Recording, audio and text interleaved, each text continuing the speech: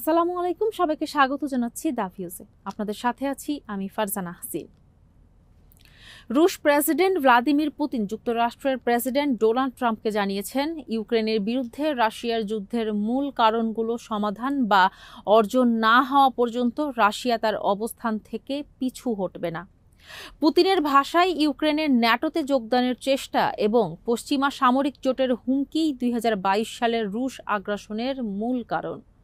যদিও এই ব্যাখ্যা ইউক্রেন ও তার মিত্ররা সম্পূর্ণভাবে প্রত্যাখ্যান করেছে, তবে ট্রাম্প আংশিকভাবে পুতিনের এই অবস্থানের প্রতি সমর্থন জানিয়েছেন। বৃহস্পতিবার প্রায় 1 ঘন্টার টেলিফোন আলাপে পুতিন রাজনৈতিক ও আলোচনার মাধ্যমে একটি সমাধানে পৌঁছানোর প্রস্তুতির কথা জানালেও ক্রেমলিন উপদেষ্টা ইউরি উশাকভ বলেন, রাশিয়া পিছু হটবে না। অন্যদিকে প্রেসিডেন্ট ট্রাম্প বলেন, এই ফোনালাপে যুদ্ধবিরতির পথে কোনো অগ্রগতি হয়নি এবং তিনি ইউক্রেন যুদ্ধ নিয়ে খুশি নন বলেও মন্তব্য করেন। এই আলাপ ছিল জানুয়ারিতে ট্রাম্প দ্বিতীয় মেয়াদে দায়িত্ব নেওয়ার পর পুতিনের সঙ্গে তার ষষ্ঠ ফোন আলাপ।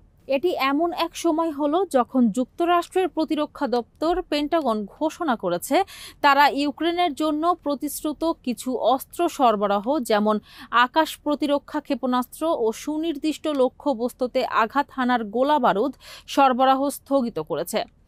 এসব সরঞ্জাম আগের প্রেসিডেন্ট জো বাইডেনের প্রশাসনের সময় প্রতিশ্রুত ছিল। তবে ক্রেমলিনের দাবি অনুযায়ী ফোনালাপে এই অস্ত্র সরবরাহ বন্ধের বিষয়টি ওঠেনি।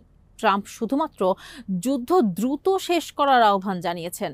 যদিও ব্যক্তিগত বৈঠকের আলোচনা হয়নি, তবে দুই নেতা যোগাযোগ অব্যাহত রাখার ব্যাপারে সম্মত হয়েছেন। এদিকে ইসরায়েল যখন অবরুদ্ধ ফিলিস্তিনি ভূখণ্ডতে টানা হামলা চালিয়ে যাচ্ছে, তখন মার্কিন প্রেসিডেন্ট ডোনাল্ড ট্রাম্প বলেছেন তিনি চান গাজার জনগণ নিরাপদ থাকুক। সংবাদ মাধ্যমের সঙ্গে কথা বলার সময় তিনি এখনও গাজা মার্কিন নিয়ন্ত্রণে নেওয়ার প্রস্তাব সমর্থন করেন কিনা এমন প্রশ্নের জবাবে ট্রাম্প বলেন, আমি চাই গাজার জনগণ নিরাপদ থাকুক, সেটাই সবচেয়ে গুরুত্বপূর্ণ। তিনি আরও বলেন, আমি গাজার মানুষের নিরাপত্তা দেখতে চাই, তারা নরকের ভেতর দিয়ে যাচ্ছে।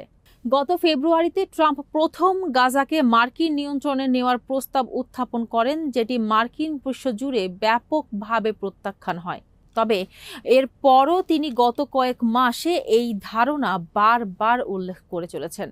এই সপ্তাহের শুরুতে ট্রাম্প বলেন তিনি আশা করছেন আগামী সপ্তাহের মধ্যে গাজায় একটি যুদ্ধবিরতিতে পৌঁছানো যাবে এবং তিনি ওয়াশিংটনে ইসরায়েলি প্রধানমন্ত্রী বেনিয়ামিন নেতানিয়াহুর সঙ্গে সাক্ষাৎ করবেন, যেখানে গাজা ও ইরান দুই বিষয় নিয়েই আলোচনা হবে। এদিকে বৃহস্পতিবার ইসরায়েল অবরুদ্ধ গাজা উপত্যকায় হামলা অব্যাহত রেখেছে গত 24 ঘন্টায়, যেখানে 100 জনেরও বেশি ফিলিস্তিনি নিহত হয়েছেন, যাদের মধ্যে অনেকেই সাহায্যের জন্য অপেক্ষায় ছিলেন। গাজার স্বাস্থ্য মন্ত্রণালয়ের তথ্য অনুযায়ী ইসরায়েলের গাজা যুদ্ধ এখন পর্যন্ত কমপক্ষে 57,130 জনকে হত্যা করেছে এবং আহত করেছে আরও 1,34,592 জনকে।